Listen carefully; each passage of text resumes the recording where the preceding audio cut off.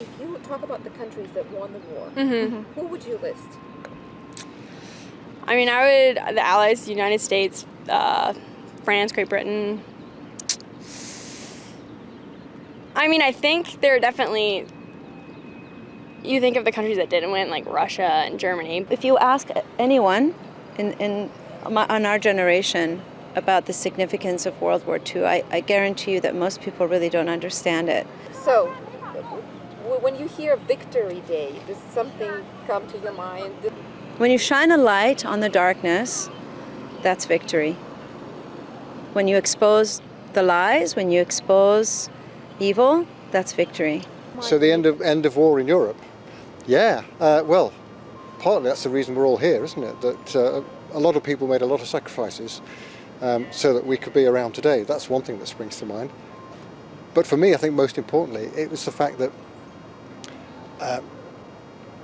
the UK, the Brits, had been fighting the war since 1939, and we were basically holding the wall.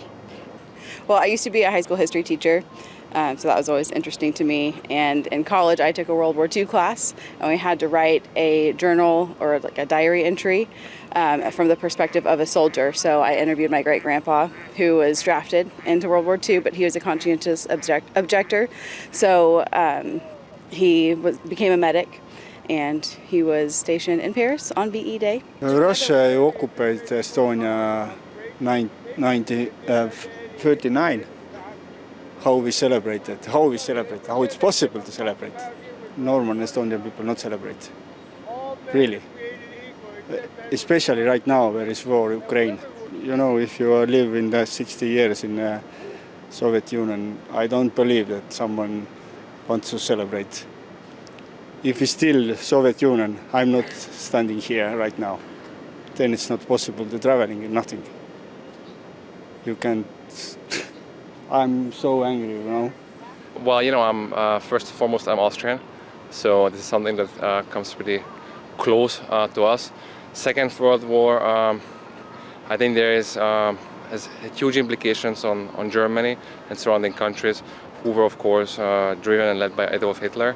And I guess the key takeaway for the younger generation is that there is this feeling of guilt, still embedded in the youngest of us, and that's something that happened.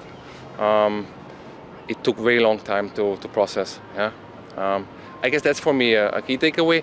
Second would be obviously is the war with Ukraine. I think people have a very vivid memory how war plays out. I have. Victory Day, what do I feel? I mean, I don't really feel like any outcome of war is victorious, so I always find that term interesting, and because I don't necessarily think it is a victory day. I think it's more just more of a solace day, just knowing that whatever was going on was ending. To be honest, my wishes for the 8th May to be a war stop in Ukraine, and the people get safe. Putin stop bombing people. Isn't it funny how we always say history is to teach us lessons? But unfortunately, those who are in positions of leadership don't recount those historical moments. I think it is so painful, the problem, and I hope it will end soon, and maybe the people understand we are the one only planet with life, and we had no plan B. And maybe we may understand how important it is to maintain the life, the beautiful thing we have.